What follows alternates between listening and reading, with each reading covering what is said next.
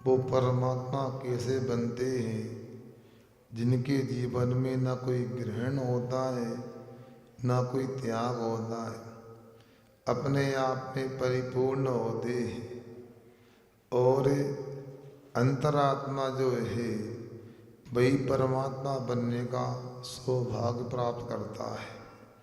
मगर परमात्मा बनने के लिए अंतरात्मा को क्या करना चाहिए? तो अंतर आत्मा को अंदर में ही ग्रहण और त्याग का पुरुषार्थ करना चाहिए। इसलिए कल हमने जो श्लोक पढ़ा था 48 नंबर का, उसमें इन्होंने यही कहा था, आत्मा के साथ मन को लगा दो या मन के साथ आत्मा को जोड़ दें। और ये तो हो गया ग्रहण करना, किंतु किसका त्याग करना? वचन और काय के व्यापार को पूरी तरह से त्याग कर दें। वचन और काय के व्यापार को करते रहेंगे तो अनंत काल भी निकल जाएगा, हम परमात्मा नहीं बन सकते। किंतु संसार में ये होता कहाँ है? हर व्यक्ति शरीर से करना धरना चाहता है और वचनों से अनेक प्रकार से कहना चाहता है और इसमें अशांति होती है। और बिल्कुल सत्य की रहे हम आचरण कर पाएँ या न कर पाएँ, वचन व्यापार का काय व्यापार का त्याग कर ना पाएँ, ये हमारी कमजोरी है। मगर ये तो इतिहास जब जब हम बोलते हैं, हमारे द्वारा जब जब बोला जाता है तब तब अपने को आकुलता होती है। यदि मान लो हमने किसी से बुरा बोला तब भी आकुलता होती है, और अच्छा बोला तब भी आकुलता होती है। हम अपने आत्मा के स्वभाव से बाहर पहुंच जाते हैं।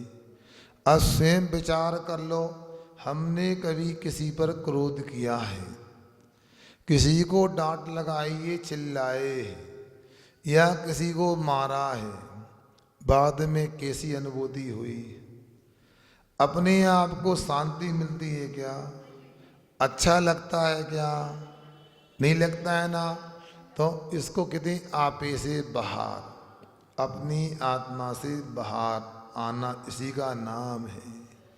यदि मान लो किसी की तारीफ भी की, किसी की प्रशंसा की, किसी की चापलूसी की, वचन से की, शरीर से भी उसका सम्मान किया, बाद में भी अपने को मन में अलग लगता है। यदि मान लो सामने वाले ने कुछ अच्छा अपने लिए नहीं कहा, अच्छा नहीं किया, तो लगता है आप फालतू है क्या? बुंदेलखंड में कहते हैं जसना थर। क्या मतलब? जैसे यानी वो तो मालवा में नहीं किए थे। जस का मतलब यश। क्या?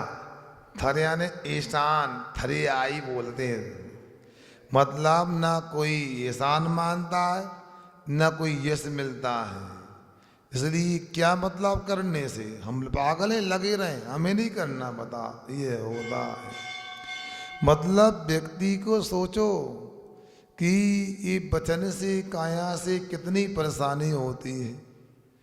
किसी के यहाँ जाएं और वो पूछे नहीं, मान लो आओ साहब बैठो पधारो, आप पधारे, भागा मारे न बोले, हाथ न जोड़े, शरीर से कोई अनुकूल चेष्टा ना करे, मुख में चेहरे में प्रसन्नता ना हो, थोड़ा सा टेढ़ा मुख हो जाए, या पहले किसी से अच्छी बातें करा था, हंस हंस के खिलखिला के हमारे पहुँचते ही चेहरा बन गया उसका, फिर अपने में कैसा लगता है? भैया हमारे यहाँ आए तो हम तो भैया हाथों पे लिया है ना को बताओ, हमने तो बिल्कुल ऐसा मानना कि खास ही है। अपना सुख को सुख नहीं देखा, दुख को दुख नहीं देखा, पूरा धंधा पानी छोड़ दिया, घर का काम छोड़ दिया, और इन्होंने इनके आए तो ऐसा हुआ। बताओ अब क्या है? आप ऐसे बाहर हैं और कुछ नहीं, फिर क्या करना? पहले से ही वचन का, काया का, व्यापार का त्याग कर दो और आत्मा के साथ में मन को जोड़ लो। बस अब मन से व्यापार करो, मन से व्यवहार, मन के साथ में आत्मा का व्यवहार करो तो आनंद ही आनंद आएगा। यह आत्मा से बात करो, आत्मा के लिए कुछ करो, आत्मा के लिए शरीर को हिलाओ नहीं, जरूर आनंद आएगा, जरूर सुखानुभूति होगी। क्यों नहीं होगी? आत्मा का स्वभाव ही ऐसा, आत्मा का स्वरूप ही सुखमय है। इसलिए यहाँ पर बता रहे हैं, थोड़ा टीका को देख के इस श्लोक को और समझते हैं। आत्मानम युञ्जीत अर्थात संबद्धम कुर्यात्, आत्मा का गो यहाँ वह संबद्ध करे, जोड़े। किन से, किसके साथ आत्मा को जोड़े? मनसा मानस ज्ञानेन चित्तम आत्मा इति अभेद अध्यवसेत इति इत्यर्था। मानस ज्ञान के माध्यम से चित्त को आत्मा से अभेद रूप से करे, ऐसा यहाँ कह रहे हैं। अब ये भी क्या शक्ति है? अब वो बिजली का करंट तारों में दौड़ रहा है, हीटर का कनेक्शन कर दो, गर्म हो जाता है कमरा, कूलर का कनेक्शन कर दो, ठंडा हो जाता है। अब किसका किससे जोड़ना है? तो करंट को, आपको गर्मी लग रही है तो उसको अलग करो, अब हीटर का त्याग करो और आत्मा के साथ, मतलब कूलर के साथ में, एसी के साथ में तार जोड़ दो। तार जुड़ गए तो सब गर्मी समाप्त हो गई और अपने लिए ठंडी की अनुभूति हो गई।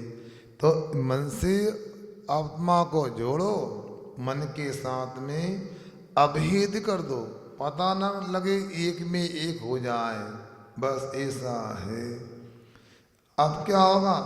बाघ कायाभ्याम तो पुनर्व्योजयेत, वचन और शरीर से आत्मा को दूर करे, पृथक कुर्यात्, दूर करना चाहिए। बाघ कायो आत्मा अभेद अध्यवसायम न कुर्यात् इति अर्था।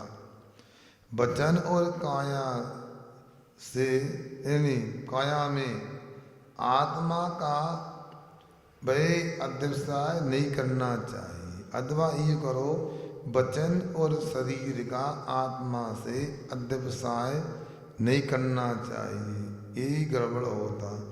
एतच्च कर्माणो व्यवहारम तो प्रतिपादक भाव लक्षणम प्रवृत्ति निर्वृत्ति रूपम वा। ये करते हुए व्यवहार में जो प्रतिपादन के योग और प्रतिपादन करने वाला भाव जिसका लक्षण है, ऐसी प्रवृत्ति और निर्वृत्ति रूप जो है, इनसे क्या, ऐसे बाघ काय उचितम, बाघ कायाभ्याम उचितम संबद्धम, वह वचन और शरीर से वह इनको लगाए। हाँ, किन से, किनके साथ में? मनसा से, मनस आरोपित व्यवहारम, मन के साथ जो आरोपित व्यवहार है, मनसा त्यजेत, उसको मन से त्याग करे। चित्तेत न चिंतेत, मन से चित्त से उनका विचार ही न करे, मन से निकाल दे। कहते ना भैया, देखो भैया मन से निकाल दो, ऐसी कोई बात नहीं है, आप बिल्कुल भूल जाओ, ऐसा हमारा अभिप्राय नहीं था। उसी प्रकार यहाँ आचार्य कह रहे हैं, जो पूर्व में वचन का व्यापार किया, जो पूर्व में शरीर का व्यापार किया, इन सबको निकाल दो, मन को खाली कर दो। क्या? किससे खाली कर दो? वचन के व्यापार से उसकी याद करना ही बंद कर दो, काया के व्यापार से उसको याद करना बंद कर दो। अब मन खाली हो गया तो अब उसमें आत्मा को ला के विराजमान करो, आत्मा को लाके विराजमान करते ही आनंद की वर्षा होने लगेगी। इस प्रकार आत्मा में भीग जाओगे, आनंद ही आनंद होगा अपने लिए। अब बता रहे हैं कि क्या कहते हैं, पुत्र कलत्र आदिना सय बाग काय व्यवहारे तु सुखोत्पत्ति प्रतीदे कदम तत्यागो युक्ता दिया। भैया आपसे ये कहना चाहते हैं, आप तो जो कहते हो कह देते हो, हमारी भी जो स्थिति देखो, हमारी स्थिति क्या है, हमारी कंडीशन क्या है, इसको देखो क्या है। देखो भैया, आज तक पुत्र पत्नी आदि से सुख प्राप्त हुआ है, और इनसे यदि वचनों का व्यापार करेंगे और शरीर का व्यवहार करेंगे तो हमें तो सुख प्राप्त होता है। सुख है, व्यापार का मतलब क्रियाकलाप सब ले लो, उसमें वचन बोलना है, शरीर से हिलना डुलना है, अपने बच्चे को दुलारना है, बच्चे को तैयार करना है, खिलाना पिलाना है, लेन देन करना है, वचनों के माध्यम से अच्छा बोलना है, किसी को डांटना है, किसी को पुचकारना है, ये सब है। व्यापार का मतलब है लेन देन तो है। व्यापार का मतलब क्या होता, रुपया का व्यापार कर नहीं होता, व्यापार का आदान प्रदान विनिमय, ये है। आखिर दिन रात ये करते रहते हैं। व्यापार का मतलब क्रियाकलाप मान लो, लेन देन आदान प्रदान व्यापार है। ये रूढ़ी अर्थ में आ गया कि वस्तु देते हैं रुपया लेते हैं, रुपया देते हैं वस्तु लेते हैं, व्यापार होता है।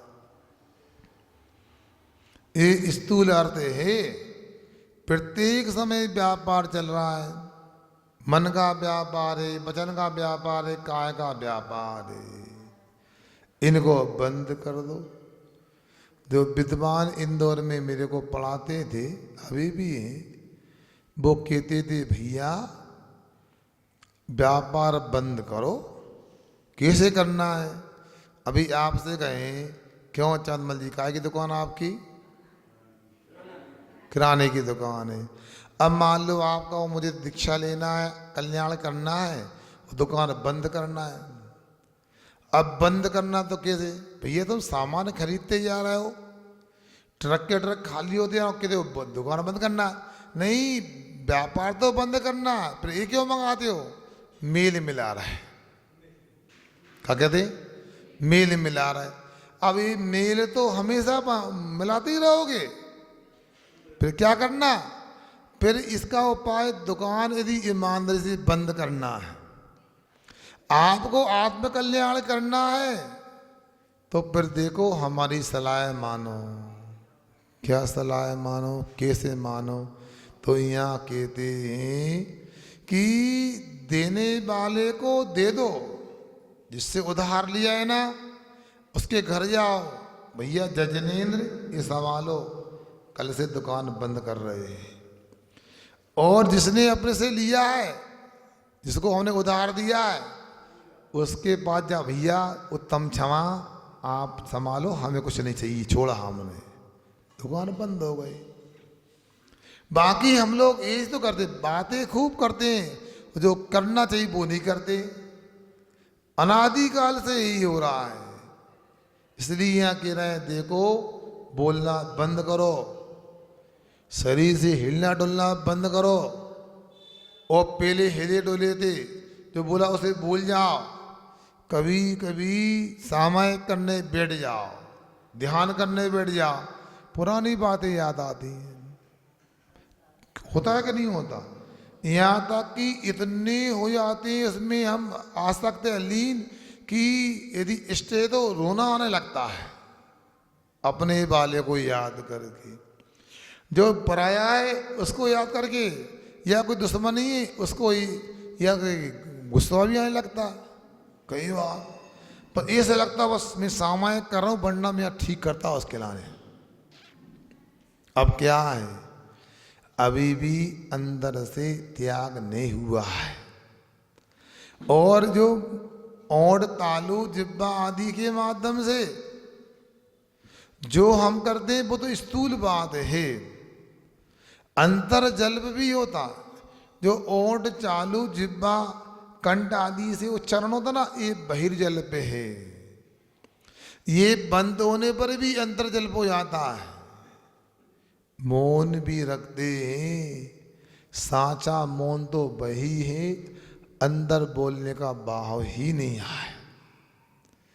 मुझे सामने वाले से ये कहना है, ऐसा ऐसा बोलना है, ये भाव भी नहीं आए, वो साचा मौन है। कभी कभी ये होता है मुंह से नहीं बोलते क्योंकि संकल्प भंग हो जाएगा, मन में बड़ी आकुलता होती है कि यार इसको कैसे कहें। कई बार हमारी भी कमजोरी हो जाती है। मान लो कोई ऐसा आप कह दो, तत्काल समाधान करना जरूरी है। अब क्या है, कोई ने कह दिया ये पुस्तक आपने उठाई है, कोई था ही नहीं आपके अलावा, आपको ही पता था पुस्तक कहाँ रखी है, अब सीधा सीधा आप पे चोरी का आरोप लगा दिया, आपका मौन है, क्या करोगे बता? बोलो। आपका मौन है, वो आपको हमने कह दिया पुस्तक आपने उठाई है, आपके अलावा किसी को पता ही नहीं था अलमारी में पुस्तक रखी है, अब आपका मौन है, क्या करो बता? और 4-5 लोगों ने सुन भी लिया कि इन्होंने इनकी पुस्तक उठाई है, अब क्या करना है? अंदर में क्या हो रहा है?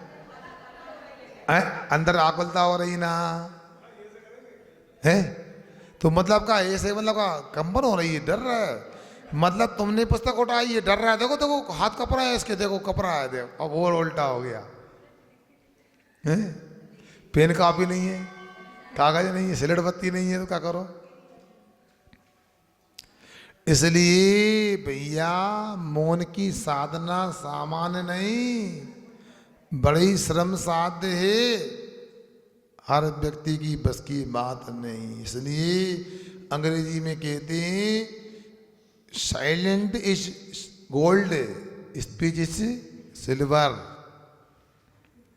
सोना है महंगा है, शांत रहना, बोलना चांदी सस्ता है।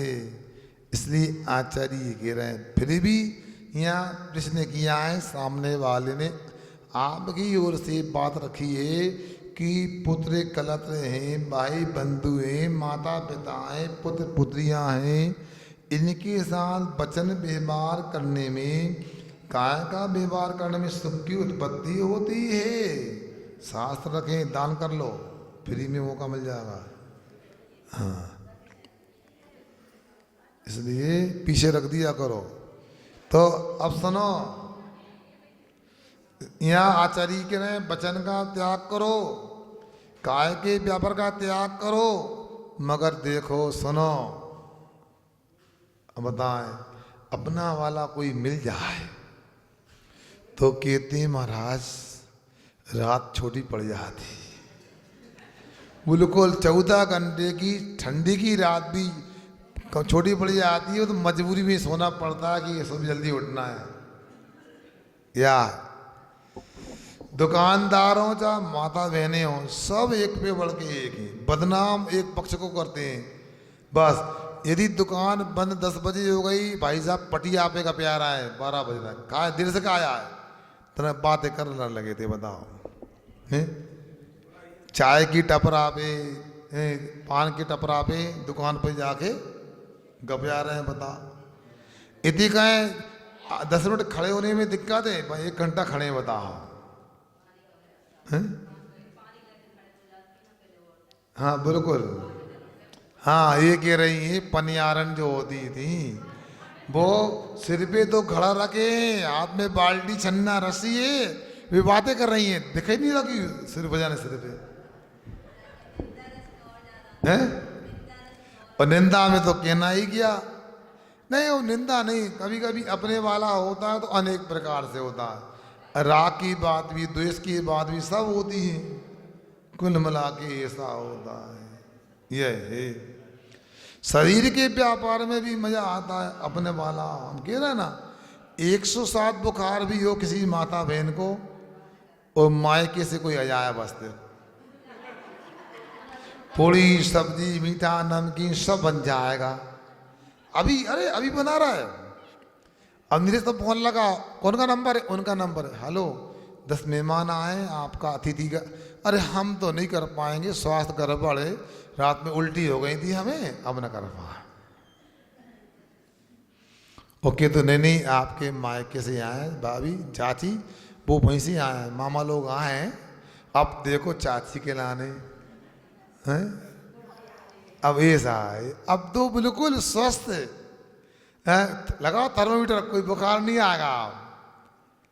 ऐसा है क्यों? काय का व्यापार भी ऐसा ही है, क्योंकि हमने इनके साथ में संबंध बना करके सुख माना है। सुख उत्पत्ति प्रति दे कथम तत्यागो युक्ता है, कैसे इनका त्याग करना ठीक है, ऐसा यहाँ पर बोल करके आचार्य महाराज ने सुना तो जवाब देने जा रहे हैं। जगत जगत देहात्म देहात्म दृष्टिनाम विश्वासम विश्वास्यम रम्य में चा स्वाद मन्ने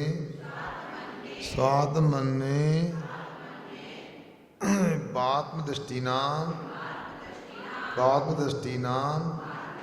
क्वा विश्वासा क्वा भारती जगते आत्मदृष्टीनाम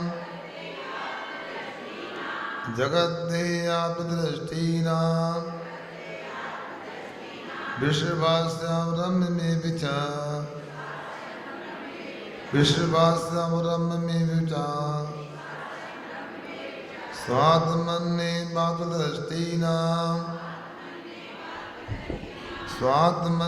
मातृदृष्टीनाम क्वः विश्वासात् क्वः भारती क्वः विश्वासात् क्वः वरसि जगद्धे आत्मदृष्टीनाम विश्वासं रम्य में विचार स्वात्मन्ने मातृदृष्टीनाम क्वः विश्वासात् क्वः वर्ती।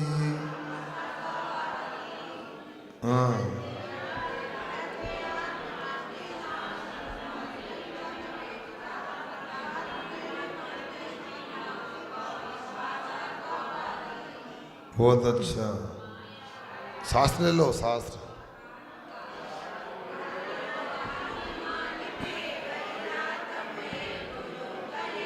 पुत्र मित्र और नारी आदि सब में विश्वास गए, आत्म में आत्मदृष्टि रख पर पदार्थ को भिन्न गए, पुत्र मित्र आदि में नहीं भरोसा राग गए। अब देखो क्या कह रहे हैं, आपके जो कथन का जवाब दिया जा रहा है। हम लोग कितने अंधेरे में रहते हैं, यहाँ आचार्य महाराज अपने को प्रकाश दे रहे हैं, यथार्थ बोध करा रहे हैं। देहात्म दृष्टिना, शरीर को ही आत्मा की दृष्टि से जो देखता है, उन लोगों जीवों को जगत विश्वास्यम, पूरा संसार ही विश्वास के योग लगता है, और रम्यम, और अच्छा रमणीक मनोहर लगता है, प्रतीत होता है।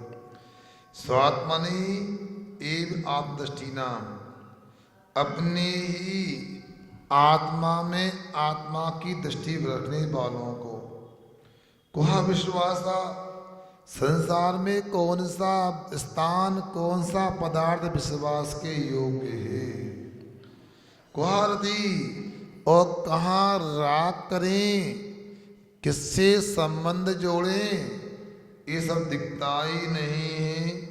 ऐसा यहाँ पर आचार्य पूज्यपाद स्वामी अपने को बता रहे हैं।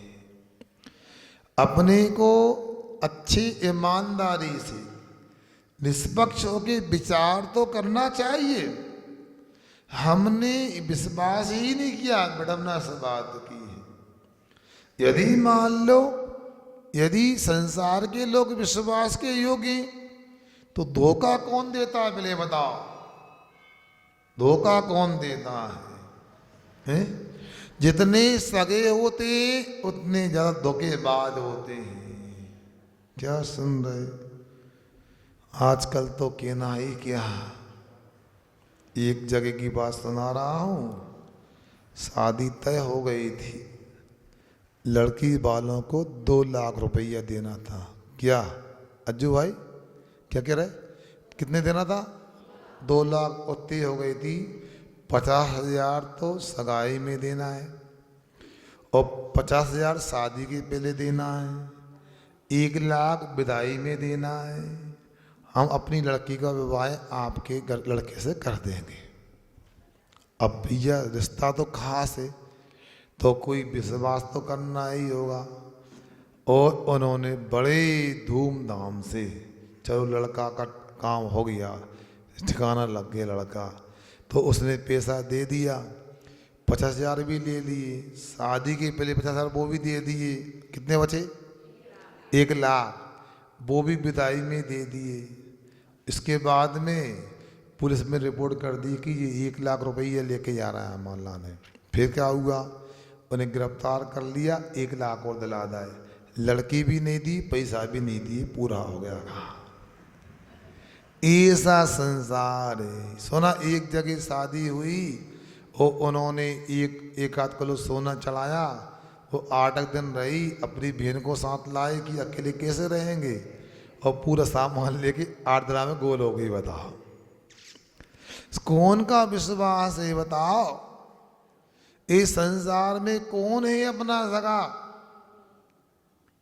हैरानी की बात होती है, 2 भाई होते हैं, साथ रहते हैं, साथ पढ़ते हैं, साथ खेलते खाते हैं, बड़े होने पर एक दूसरे के प्राण लेने को तैयार होते हैं। वो आज के लोगों की बात करें ये भी ठीक नहीं।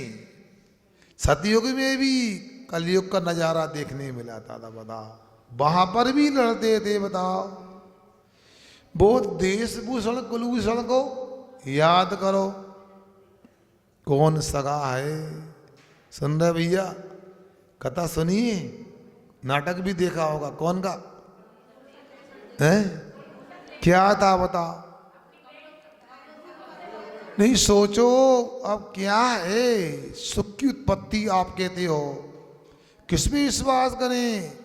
दोनों के मन में पाप आ गया। बड़ा भैया कहता छोटे को मार दूंगा, वो छोटा कहता था बड़े को मार दूंगा। बताओ बहन सोच रही है कि हम भैया के आरती उतारेंगे, तिलक करेंगे और विक्रम शादी करेंगे। बताओ अब संसार की विडंबना तो देखो। इसके बाद भी बैराग नहीं होता है। वो हमें परेशान करते हो कि हमारा आपका बैराग का कारण क्या है? गजब करते हैं। बताओ ऐसी स्थिति है, कोई किसी का सगा नहीं रहता। कई बार मैं विचार करता हूँ, एक शिवरार्थी आया था, अब उसको मैंने देखा ना, आपको नाम बताऊंगा ना गांव बताऊंगा। बताओ उसका इतना ही अपराध है, वो घर में छोटा था, पिताजी मर गए थे, तो शादी नहीं हुई, अकेले रहना पड़ता है, स्वयं नौकरी करता है, कहीं होटल पे खाता, कहीं समाज में खाता, कहीं हाथ से बनाता, कभी थोड़ा बहुत खा के रह जाता, कभी चाय में गुजारा करता। अब कोई सगा नहीं। कहने को भैया हैं, भाभियाँ हैं, भतीजे हैं, भतीजों की शादी हो गई, सब कुछ है।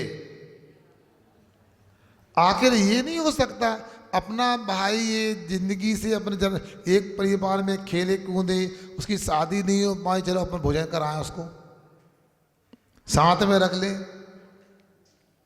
क्या है? नहीं नहीं महाराज, ऐसा भी, हाँ हम देखा एक जगह, ऐसा भी देखा। क्या देखा? छोटे भैया की शादी नहीं, भाभी अच्छे से रखती, भतीजे भी क्या लग चाचा चाचा बोलते। क्यों क्या है? वो लड़का एक दिन जंगल सांप में जा रहा था कि क्या है चाचा अलग दुकान तुम्हारी, ये तो दुकान अलग अलग, तो हम बैठ जाते क्यों? अरे महाराज अब चाचा का है तो अपनी माल, क्या है भोजन करा दो, बाद में पूरा अपने को मिलना है, इसलिए साथ रखते हैं उनको। अलग कर दो तो पूरा पता है कहाँ दे दें, किसको दे देंगे बता। जी विश्वास है, मतलब चाचा पे विश्वास नहीं है, संपत्ति भी विश्वास है। किस पे विश्वास कर रहे हो? कुछ नहीं, सब संसार विडम्बना पूर्ण है।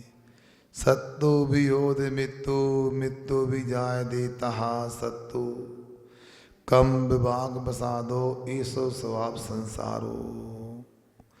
पूरा संसार ऐसा ही है।